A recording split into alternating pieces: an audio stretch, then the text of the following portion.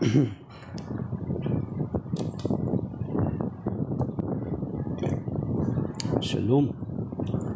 Shalom, my dear brothers and sisters.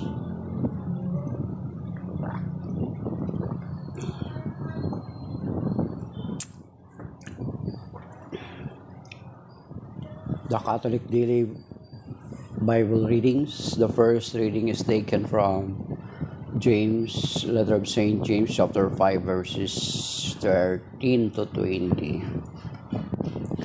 Is anyone among you suffering? You should pray.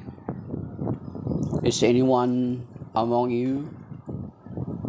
Is anyone in good spirits? He should sing praise. Is anyone among you sick? He should summon the presbyters of the church, and they should pray over him and anoint him with oil in the name of the Lord. And the prayer of faith will save the sick person, and the Lord will raise him up. If he has committed any sins, he will be forgiven. Therefore, confess your sins to one another and pray for one another, that you may be healed. The fervent prayer of a righteous person is very powerful. Elijah was a human being like us, yet he prayed earnestly that it might not rain, and for 3 years and 6 months it did not rain upon the land. Then he prayed again, and the sky gave rain, and the earth produced its fruits. My brothers, if anyone among you should stray from the truth, and someone bring him back, he should know that whoever brings back a sinner from the error of his way will save his soul from death and will cover a multitude of sins. The word of the Lord. Thanks be to God.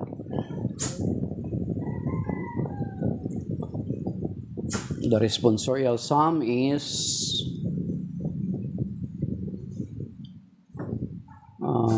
taken from Psalm 141. Let my prayer come like incense before you. I have cried to the Lord. O Lord, hear me. Hearken to my voice when I cry to thee.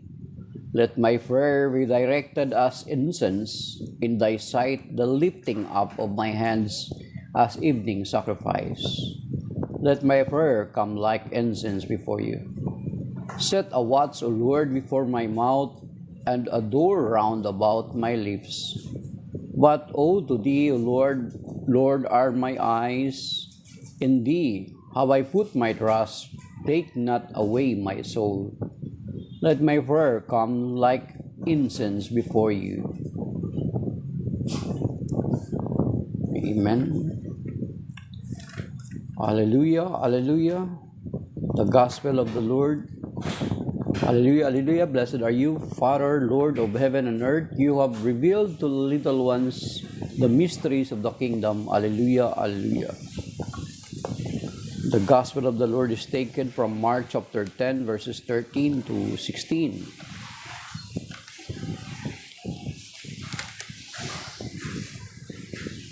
And people were bringing children to him that he might touch them, but the disciples rebuked them. When Jesus saw this, became indignant and said to them, Let the children come to me, do not prevent them, for the kingdom of God belongs such as this. Amen, I say to you, whoever does not accept the kingdom of God like a child will not enter it. Then he embraced them and blessed them, placing his hands on them. The gospel of the Lord. Praise to you, Lord Jesus Christ. So,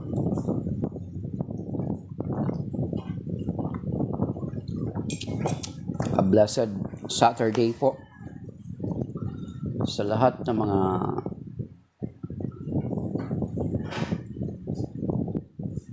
TikTokers, sa lahat ng mga Katoliko, sa lahat ng mga hindi Katoliko. So, isang pinagpalang araw sa ating lahat. Behind me is my secondary patron saint, Saint Michael the Archangel. Kasi ako ay nabinyagan at their feast in September 29, Feast of the Archangels. Yan. So, ang first reading ngayon is galing po sa sulat ni Santiago in Tagalog, but in English, he is called as James. So, kung Pinoy, ang pangalan mo ay James, ang Filipino version mo ay Santiago. Okay. So, may gusto lang po ako i-share sa inyo doon sa first reading. Mabilis lang ito kasi anong oras na. Mamamalengke pa kami. Okay. Sabi po rito sa James chapter 5, verses 13 to 16. Buksan niyo po ang Bible niyo para at least mapamiliarize niyo ang Biblia niyo. Sa mga hindi pa kabisado masyado, ang James is after Hebrew. Okay. So,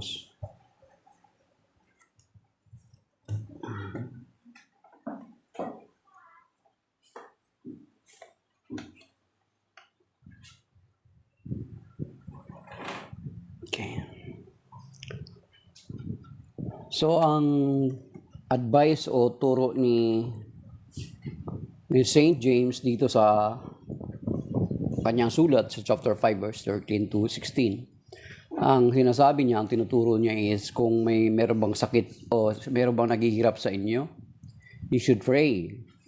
Yan. Is anyone in good spirits? He should sing praise.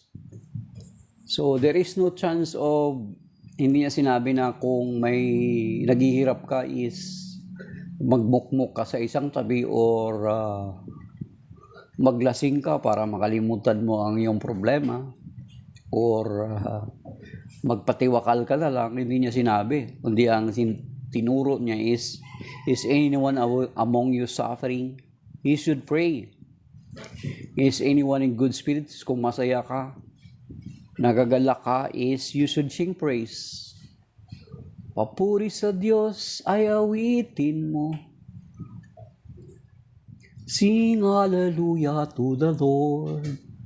Sing hallelujah to the Lord. Diba? Then is anyone among you sick?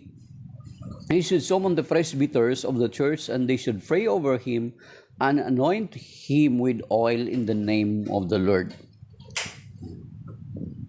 So sa atin, sa Catholic Church, meron tinatawag tayo na sacrament of anointing of the sick, sacrament of the anointing of the sick. So ang tinuturo sa atin ni St. James ng Biblia, na kapag magkasakit tayo, ay hindi pala papunta tayo sa albularyo or sa mananawas o sa mga espiritista. Ang sinasabi ng Biblia, kung Katoliko ka, kung Kristiyano ka, of course, ang guide natin bilang mga Kristiyano, bilang mga Katoliko is the Word of God. Di ba? Makikita natin na sinasabi doon sa Bible na sabi niya, MG2, huwag niyo na lang po dagdagan ang mga naliligaw sa katotohanan. Of course, tama yan. Ang Panginoong Hesukristo ay nagtatag lamang ng isang iglesia at hindi siya nagtatag ng marami. Yan. Sabi dito, tawagin daw ang presbyter. Sa original na term, ang presbyter is priest. So tawagin, MG2, basahin mo sa Bible mo so that you will know that I am not adding anything to it. At pahiran siya ng lagis, pero tayo tawag sa atin sa Catholic Church, pero tayong tinatawag na sacrament of the anointing of the sick. Di ba? 7 yung sakramento natin. Binyag, kumfil, sacrament of reconciliation, and then Holy Eucharist, matrimony, anointing of the sick, and then Holy Order. So, 7. So, anointing of the sick, hindi tayo dapat pumunta sa albularyo Sinasabi sa Biblia, hindi tayo dapat pumunta sa albularyo o sa mananawa, sa mga gagaway o espiritista. Yun yung tinuturo ng Biblia. Even the church, the Catholic Church, the official teachings of the Catholic Church, mababasa natin dito sa Catechism 2116 and then Catechism 2117, then yung sa summary niya yung 2138. Ang sabi dito sa Catechism number 2138, basahin natin 2138.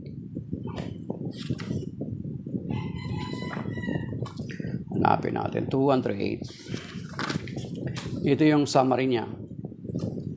Superstition is a departure from the worship that we give to the true God. It is manifested in idolatry as well as in various forms of divination and magic. Yan. Yung sinasabi ng banal na kasulatan. So hindi tayo pupunta sa mga espiritista o mananawas sa inutusan ng Panginoon ng Biblia na sa mga pari. Ang original na term is presbyter or presbyteros, which means pari. Hindi siya pastor. Huwag kang pumunta sa pastor ng mga sekta. Kundi pari ang sinasabi ng banal na kasulatan. So, then, ang sacrament of healing, anointing of the sick, mga kapatid, is hindi natin, especially for us Catholics, hindi natin yung hinihintay na kung saan naghihingalo na parang huling hininga na hindi na makapagsalita, saka natin ipapatawag yung mga pari, which is not, mga kapatid. Dapat habang may kakayanan pa yung pamilya nyo, yung miyembro ng pamilya natin, na makapagsalita, tawagin yung pari. Tanungin natin siya, are you willing to call the priest?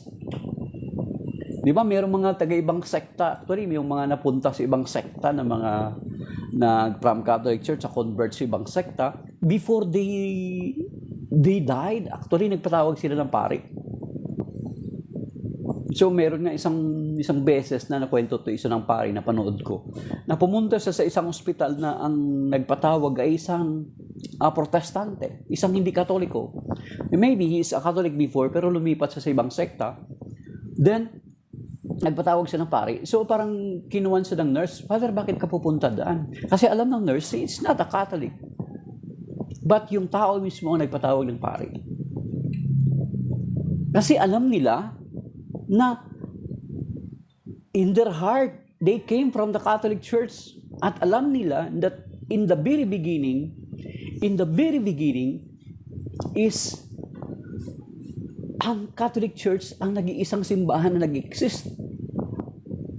1,500 before the first 1,000 years, the church that only exists, the Catholic Church. So that is why before his death, ay nagpatawag siya ng pari. So ang sinasabi dito, ang anointing of the sick is not yung kapag naghihingalo na, dapat hindi natin kinakatakutan. Minsan kasi sinasabi natin kapag nakita ng mga tao, kapitbahay, pari, mamatay na yata. Hindi ganon. Sinasabi dito sa James chapter 5 verse 13, na ipatawag sila na nung nagkasakit ka pa lang, kahit malakas ka pa, kapag may naramdaman kang sakit, actually, you can go to the sacrament of the anointing of the sick. Mali yung konsepto or yung pananaw natin, mga kapatid, na kung saan naghihingalo na, saka lang ipatawag ng pari. Of course, handa na yung sarili niya, naghihirap na siya. Nung binigay yung sacrament of ang anointing of the sick, talagang namayapa na siya kasi tinanggap niya na yung kalalagayan niya. Gumaling siya spiritually. MJ2. Hindi ako sugo na katulad ng ginagawa ng iba. Na nagbasa lang ng Bible, nagkulong sa kanilang kwarto ng 3 araw, 3 gabi, pagdabas sugo na. Hindi ako sugo na katulad ng iba na nagbasa lang ng Tagalog at saka English na Bible, sugo na raw sila. Claiming some other verses in the scripture. Pero ako bilang Katoliko, when I was baptized, ay nakibahagi ako sa 3 gampanin or ministry ng Panginoon Kristo, yung to be a king, prophet, and priest. So, nakibahagi ka when I was baptized, ay nakibahagi ako doon sa tatlong ministeryo ng Panginoong Kristo. So, ibig sabihin, pag nakibahagi ako sa pagiging propeta ng Panginoon, I have the obligation to share what I learned. So, hindi ako magpapakilala na sugo katulad dong mga marami tayong kababayan dito sa Pilipinas. Di ba? Isa na doon si, si Eliseo Soriano, nagpapakilala ng sugo. Si Felix Manalo. Si Periol, nagpapakilala ng apostol. Apostol, Renato, apostol. Si Periol naman, si Carillo naman, nagpapakilala na apostol. So, many of them nagpapakilala ng mga sugo, pero hindi ako magde-dare to say that nakikibahagi ang Kristiyano o Katoliko na nabinyagan sa Panginoong Kristo is nakikibahagi sa tatlong ministeryo ng Panginoong Kristo. To be magiging propeta, hari, at pari. Pag hari ka, is naglilingkod ka katulad ng Panginoon. Kung pari ka, nakibahagi ka sa pagiging pari ng Panginoong Kristo, ay naghahandog ka ng panalangin alang-alang para sa iyong mga kapwa. So, MG2. So, yun mga kapatid, yun sa first reading. And then, verse 15, so ay anoint siya ng oil, and then gagaling siya kung siya ay sumasampalataya. Actually, marami na pong gumaling na nung naghingi sila ng anointing of the sick. Kasi ginawa din naman yan ng mga apostol at ito'y pinagtitibay ni St. James sa Mark chapter 6 verse 13. Kung babasahin natin doon, sa Mark chapter 6 verse 13, sabi rito,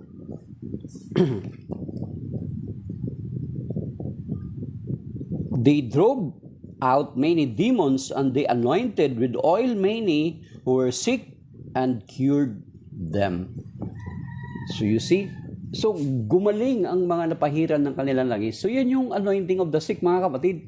Hindi yan yung anointing of the sick para mamatay yung miyembro ng pamilya natin. So as much as possible, kung nagkasakit yung ating miyembro ng pamilya natin, hindi natin tawagin ng pare kung saan naghihingalo na yung miyembro ng pamilya natin. Hindi natin dapat ikatakot. Ayaw ko mga ano na yan, mga anong klaseng mentality yan. Dapat alamin natin yung tinuturo ng simbahan. Na anointing of the sick is anointing for him or her to be healed. If it is God's will, nagagaling pa siya. Pero kung tanggap niya na she or he don't want to stay anymore here on earth, then sa pag-anointing of the sick, may ini talaga na after it is namamatay. Kasi pansamantala lang tayo dito sa daigdig na ito. Mabuhay man tayo ng 100 or much or more than that, is mamamatay pa rin tayo. Sabi sa Philippians chapter 3 verse 20, ang langit ang palagian nating tahanan at tayo'y pansamantala lamang sa daigdig na ito. So that is why there are times na kapag na-anointing of the sick yung isang may sakit, talagang after how many days or hour ay namamatay siya. Ibig sabihin, naghihintay na lang talaga siya ng sacrament ng anointing of the sick. Sabi rito, mayroon pa rito kasunod, sabi niya, James chapter 5, basahin natin, balikan natin.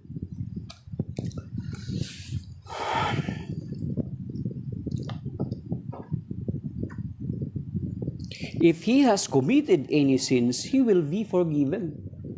That is why after the anointing of the sick, because his sins were already forgiven, ayun, mamaya, parang naghintay na lang talaga ng anointing of the sick.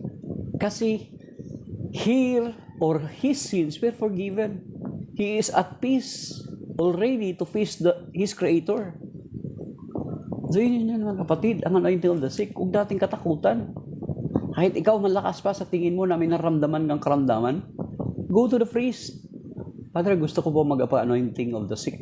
There are times na ang anointing of the sick is need to be recorded or need to be scheduled kasi ang mga pari ay may mga hectic masyado yung schedule nila. Kaya pwede kang pumunta sa parokya, then magpa-anointing of the sick ka.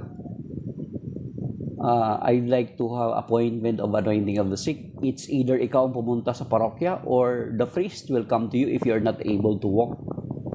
Pero kung able ka naman, you can do so. May mga magandang umaga po, Sister Madre po kayo, Sister Rachel of the Cross. So, saan po kayo na-assign? Sa Africa, Nigeria. So dapat ganun mga kapatid. Yun yung gagawin natin. Huwag natin hintayin, naghihingalo na. Patawag kayo ng pare, hindi na makapagsalita. Talagang na lang, i-bendisyon na talaga ng pare. Ipag-pray niya na lang. And suppose na, Kenyan. You're a Kenyan but serving in the Philippines. Oh, thank God.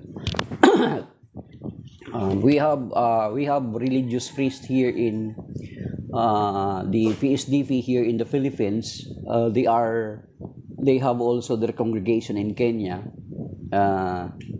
and they have their there are some who visited here in the Philippines, but they go back again in Kenya. They are serving right now in Kenya. Some of our religious PSDP priests, they are in Kenya. Okay, thank you, Sister. Okay. So, that is why, mga kapatid, we need not to wait na kung saan nagingalo na, kung saan hindi na makapagsalita, saka tatawagin yung pare. Hindi. Tawagin natin yung pare para kung loobin pa ng Panginoon nagagaling siya. Pagagaling niya siya ng Panginoon, ito yung sinasabi niya sa James chapter 5, verses 13 to 16. The prayer of the righteous availeth much. Sabi dito. Okay. The fervent prayer of a righteous person is very powerful. And then dito pa sa verse 16, actually karugtong to di ba? So therefore, confess your sins to one another. So kung makapagsalita pa siya, he has the chance to confess his or her sin. At alam naman natin dun sa meron tayo ding tinatawag na dalawang sakramentong tatanggapin niya. Yung tinatawag na yung sacrament of reconciliation. Sa John chapter 21, kung saan John chapter 20, kung saan ito yung sakramento na binigay ng Panginoong authority sa kanyang mga alagad na magpatawad. Ang sabi doon sa John chapter 20, na kung sino man ang inyong patatawarin ay pinatawad na nga. Ang sinong hindi ninyo patatawarin ay hindi nga pinatawad. Try to imagine. Yan yung pangalawa na authority na ibinigay ng Panginoong Jesucristo sa kanyang mga alagad. Ang una, doon sa Matthew 16, which is related also to confession. Sa Matthew 16, 13 to 20, sabi doon, Thou art Peter, and upon this rock I will build my church. Then ang karugtong doon, whatever you will bind here on earth shall be bound in heaven. Whatever you will lose here on earth shall be lost in heaven. Take note of the word whatever. Then inulit yun sa Matthew 18:18, the same, whatever you will bind here on earth shall be bound in heaven. Whatever you will lose here on earth shall be lost in heaven. Then itong kasunod doon sa John chapter 20, ang ikalawa na authority na mabigat na ibinigay ng Panginoon sa Kristo sa kanila is yung ang inyong patatawarin ay pinatawad na nga at ang hindi ninyo patatawarin ay hindi nga pinatawad. So you see? Okay, sain natin na. John 20, kung di ako nagkakamali, sabi niya, John 20 verse 21 Jesus said to them again, Peace be with you, as the Father has sent me, so I send you. And when he had said this, he breathed on them and said to them, Receive the Holy Spirit. Whose sins you forgive are forgiven them, and whose sins you retain are retained. You see? So sa pagpatawag ng pari doon sa ating para sa mahal natin sa buhay na may sakit, dalawang sakramento kanyang tatanggapin kung nakakapagsalita pa siya. yung anointing of the sick, and then sacrament of reconciliation.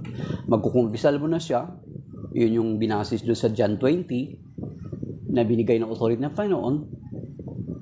And then, after that, yung anointing of the sick na Mark 16, Mark chapter 6 verse 13, and then ito sa James chapter 5, na ang mapahiran ng langis ay gagaling kung luluubin ng Panginoon. Pero kung sa tingin ng Panginoon kuminsan na, kapag gumaling to kaagad, kung magkakaroon ng instant prayer, instant healing to, naku, babalik na naman to sa dating bisyo na naging dahilan ng kanyang pagkakasakit. Kaya kung minsan may mga healing na gradual, mayroong mga healing na instant. Sabi niya, bakit pinahiran ako ng langis, hindi naman ako gumaling? Kasi alam ni Lord na baka kapag gumaling ka instantly, balik ka na naman sa dating bisyo mo na naging dahilan kung bakit ka nagkasakit. Diba? So, si Lord nakakaalam. Then, sabi niya, dito rin sa James 5:16, may tinatawag na confess your sins to one another. Dito one another ang sinasabi. Ngayon, mas better or mas safer na sa pari ka magkumpisal. Bakit? Kasi may tinatawag din sila na seal. Yung tinatawag na seal. Kung ano yung ikumpisal mo sa kanila, hindi nila pwede isiwalat or isasabihin sa kanila. Halimbawa, ang kasalanan kung kinumpisal ko ay chismis nila. Meron silang meron silang secrecy. Yung seal of secrecy. Hindi nila pwede ikukwento sa iba. Kasi that will lead or tantamount of their excommunication. Yes, good morning, Brother Joseph June, CFD. Yun mga kapatid. So it's better to confess our sins to the priest.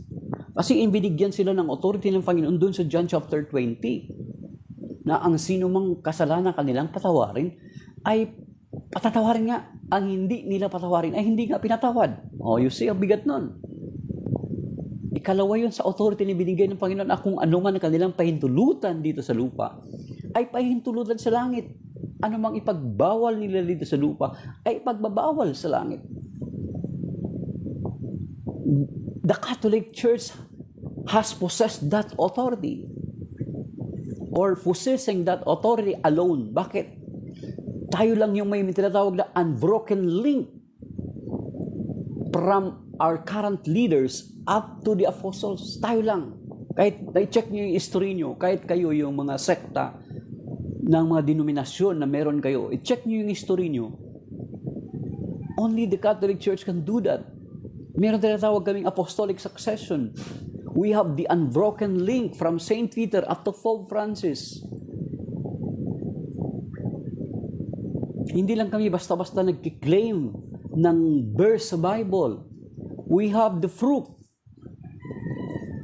So, therefore, these verses I mentioned, Matthew 16:13 to 20, and then Matthew 18:18, and then do sa John chapter 20, about sa forgiveness of sin, na ibinigay sa mga lagad, yung pagpapatawad sa sacrament of reconciliation, is valid in the Catholic Church. Yung mga kapatid, balikan natin John 20. Open your Bible, John 20, verses 22. Verse 23, whose sins you forgive are forgiven them, and whose sins you retain are retained.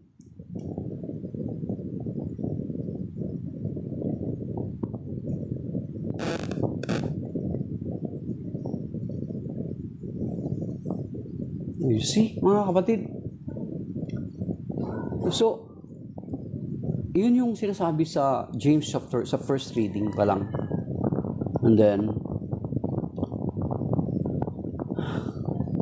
the fervent, James 5:16, the fervent prayer of a righteous person is very powerful. So, the prayer of the priest, they are righteous, not in their sense of righteousness, but because the Lord because of the Lord Jesus. So yung panalangin nila ay malaking magagawa ng panalangin ng taong matuwid. There are some of them, but hindi yun ang importante, kundi yung kanilang ministry, ang kanilang pagiging pari na tinanggap nila sa Panginoon. Their hands is consecrated. Di ba? Then, so kinuwento nga about kay Elijah, na si Elijah nag-pray at hindi umulan ng 3 taon at kalahati. Bakit ganun? Natural, may konteksto. Yung nanalangin si Elijah nung panahon na yun, sa kanyang kapanahunan, it is because ang lupain nila is ang hari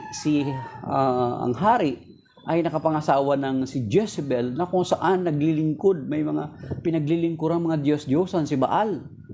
Di ba nakalaban ni Elijah ngayong mga propeta ni Baal? At itong asawa ng hari na ito ay yung sinabot ba yun na pinapatay niya yung isang may-ari ng lupa na hindi sapagkat ayaw niya ibenta ang kanyang lupain sa hari. Ang ginawa ng asawa niya si Jezebel, pinapatay niya yung may-ari ng lupa at ibinigay yung lupain na yun sa hari. So nung nalangin si Elijah ng 3 taon at kalahati na hindi umulan, ay talagang hindi umulan. Because nakita ng Panginoon yung intention ni Elijah for them or his people will return to God. Kaya hindi talaga umulan. Umulan lang after 3 years din, umulan, nalangin ulit siya at nagkaroon ng ulan. So, yun.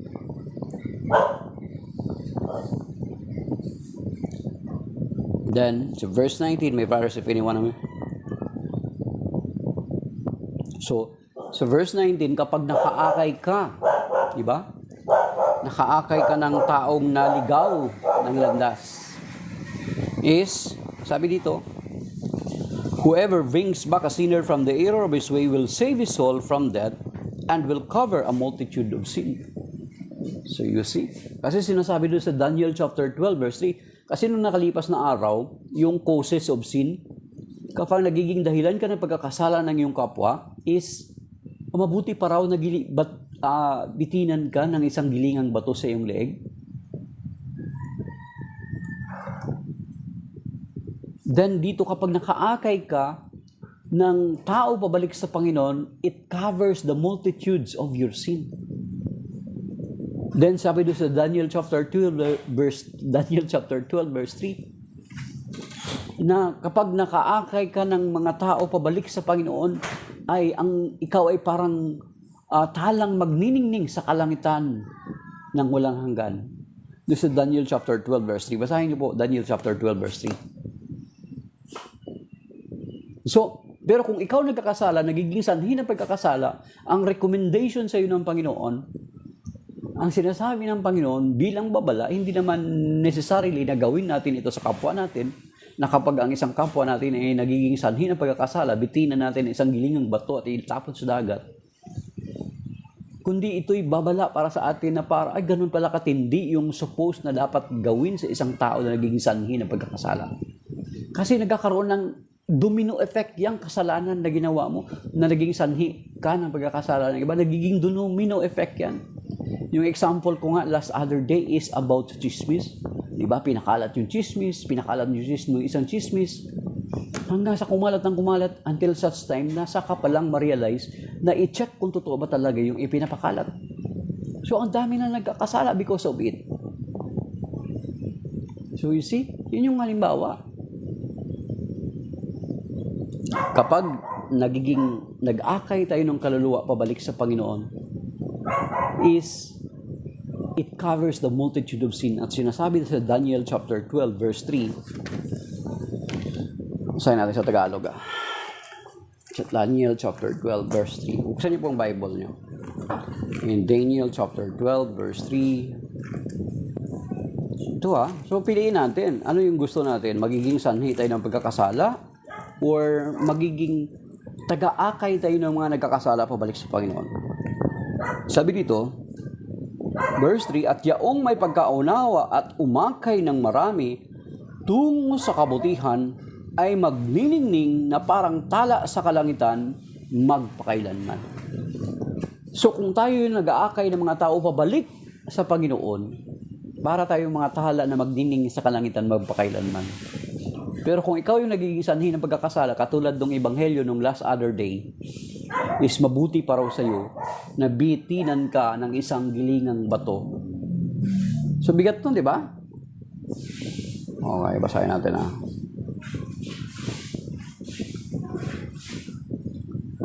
Sa Mark chapter 10, kapon yata ito, tingnan natin balik-balikan na natin. So, ano yung pagpipili? It is our choice. So, maging yung unang part noong first reading, na kapag masaya tayo, mag-awit tayo ng papuri. Pag malungkot tayo, nagsasuffer tayo, mag-pray tayo. Kapag nagkakasakit tayo, magpatawag tayo ng pari. Mark chapter 10, verse 12. So, doon sa Mark chapter 10, kahapon yata yun. Verse 1 to 12. The last other day.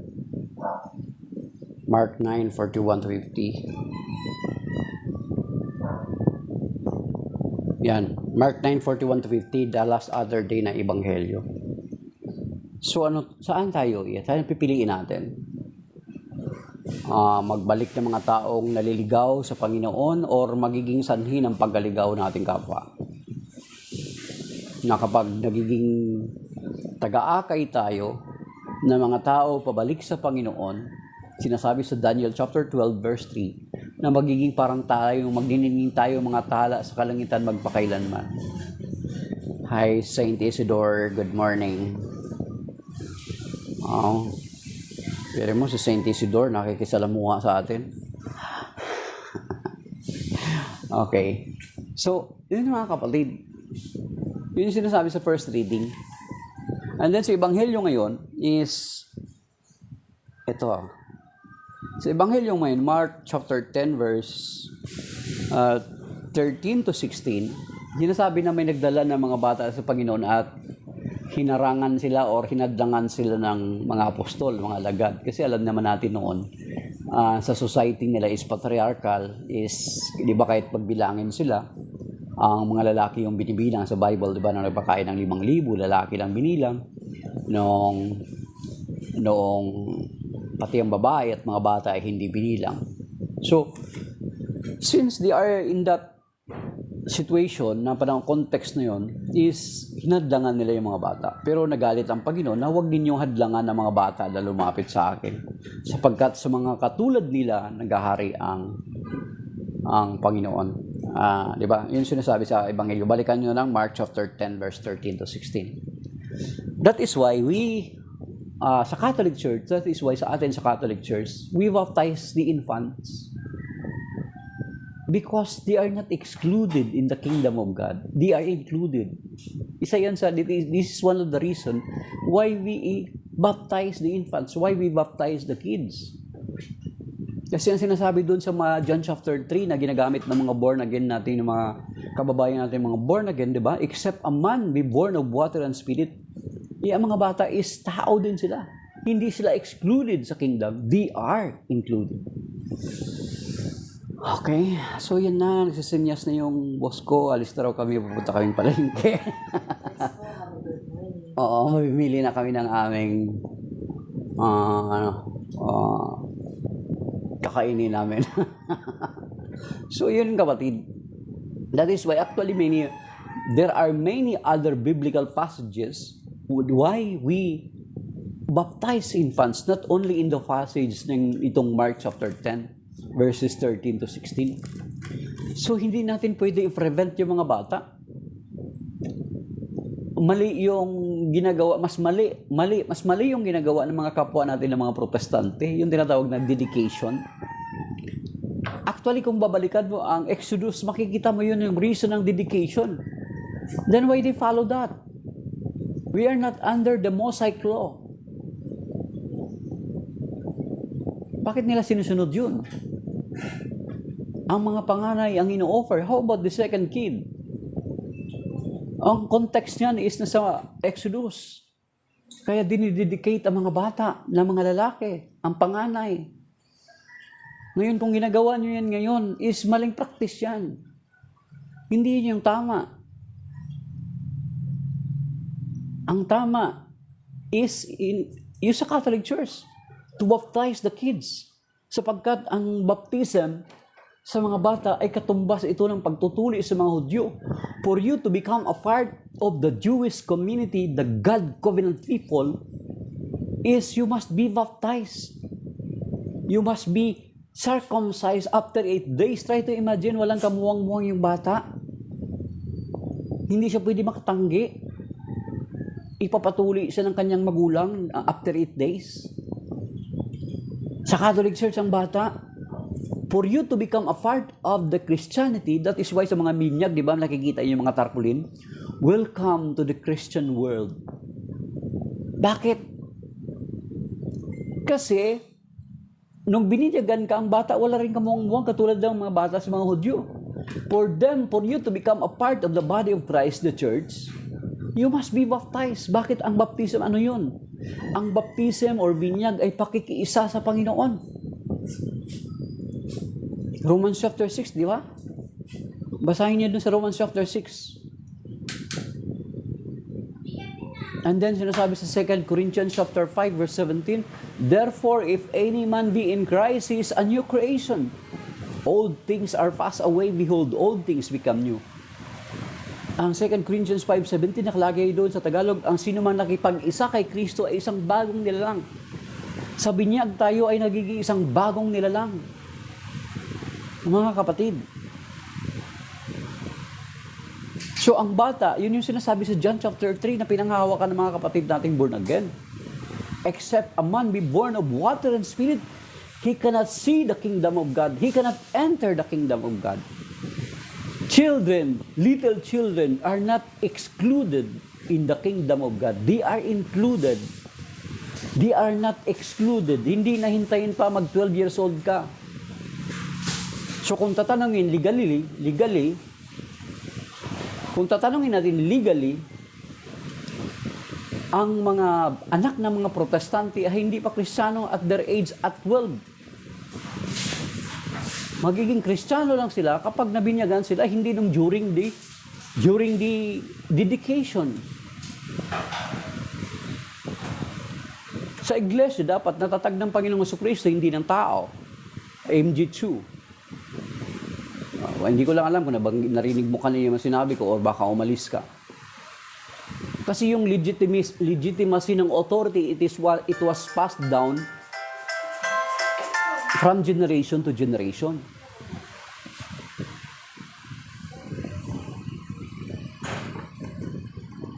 Catholic Church, Acts 11:26. Acts 11:26, doon unang tinawag ng Kristiyano ang mga Kristiyano sa Antioquia, ang tagasunod ng Panginoon Jesucristo sa Antioquia.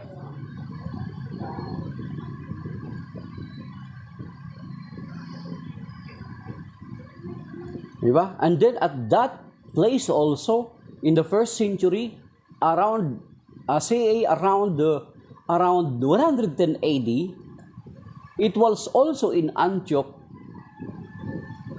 that the church were called Catholic Church by Saint Ignatius of Antioch.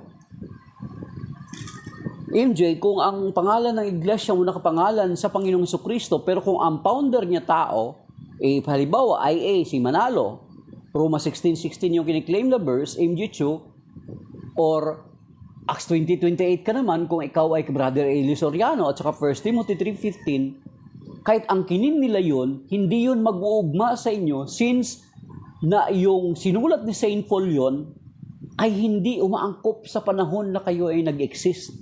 So inaangkin nyo lang yun. Inaangkin nyo lang yun pero hindi yun para sa inyo. Hindi mo ma-reconcile yun. Kasi hindi yun prophecy to come. That was literal na sinabi ng Panginoon nung panahon ng Biblia nung panahon na yun. Acts 20:28 na pinag-aagawan ninyo na ink at saka dating daan. At saka yung 1 Timothy 3:15 saka Roma 16:16. Ha? Dami po kayong umaangkin yan, but you are not. You are not that church.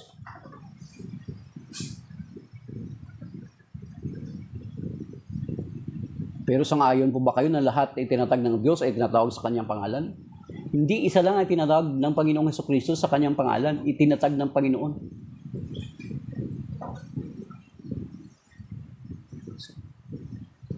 So hindi kumo na nakapangalan sa alba, Iglesia ni Cristo.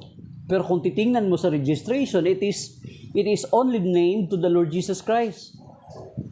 Yan, Saint Isidore, yes, Iglesia Catholis. Pero hindi ko siya papatulan, Saint Isidore, hindi ko siya papatulan ng name game eh. I-reconcile niya sa akin.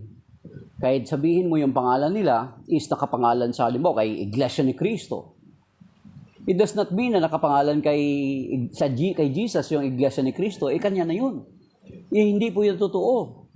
Or else, kung mangyari yung ganun, yung pangalan na laro, name game na yan, is parang sinasabi mo na ang Jose Rizal University ay pag-aari din ni Jose Rizal. Di ba? Ang Philippine Arena, bagamat nakapangalan sa Pilipinas, hindi pag-aari ng Pilipinas yan. Pag-aari ng mga Manalo.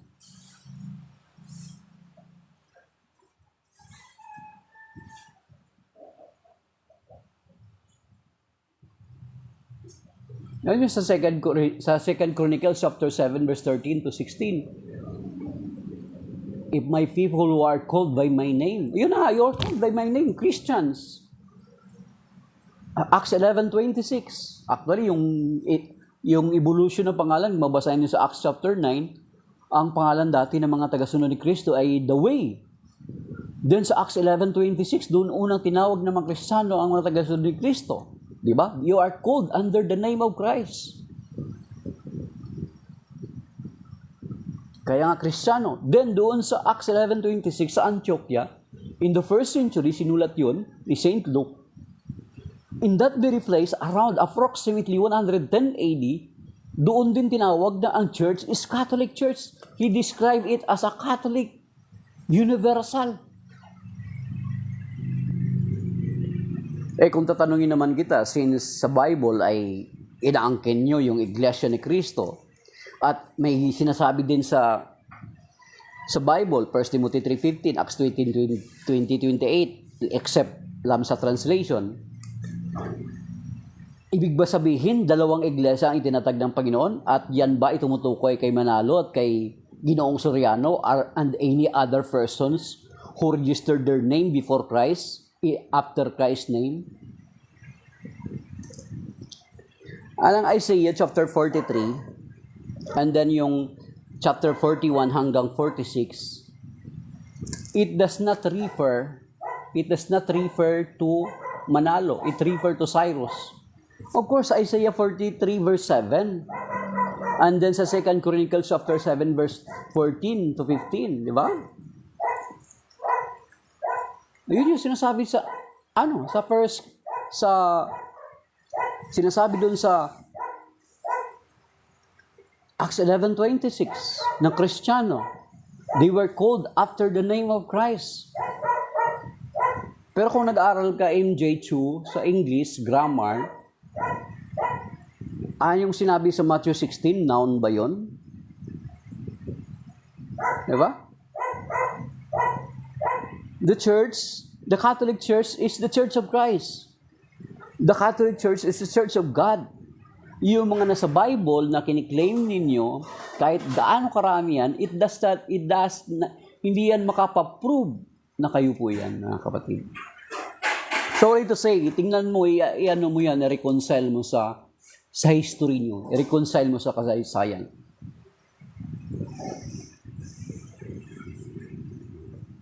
Kahit mag-angkin ka na pakaraming verses dyan, hindi mo pa rin ma-prove na kayo yan kasi sinulat yan noong unang siglo at kayo ay lumitaw lamang. Kung kayo dating daan ka, lumitaw lang sa 1978, something like that. Si Ginoong Felix Malalang naman, 1914, na matanda pa si Ajinomoto. So hindi yan magpapatunay yung kiniklaim mo. Parang sinasabi ko sa inyo, yung GRU at saka Philippine Arena. Yung Philippine Arena hindi pag-aari ng Pilipinas. Bagamat ang pangalan ay nakapangalan sa Pilipinas, yet hindi pag-aari ng Pilipinas, ipinangalan lang. The same with yung sekta mo, denomination, bagamat nakapangalan sa Panginoon, hindi yan magiging patunay na yan ay sa Panginoon. Ipinangalan lang sa Kanya. Pero hindi, walang kaugnayan ng Panginoon dyan. Sa Awit 127 verse 1, di ba? Maliban na ang isang bahay tinayo ng Panginoon, walang kabuluhan ang nagtayo ng bahay na yaon. So kung ang isang sekta ay tinayo lamang ng tao, ay walang kabuluhan yun. Yun yung sinasabi sa Psalm 137 verse 1. So thank you MJ, sa Cho, Brother June, kay Saint Isidore, at sa iba pang mga nakisalamuha at sumama at sa mga nakinig or dumaan at sa nag-like. Shalom, may God bless us all mga kapatid. See you again next time, kung loobin ng Panginoon may time mamaya or bukas ulit.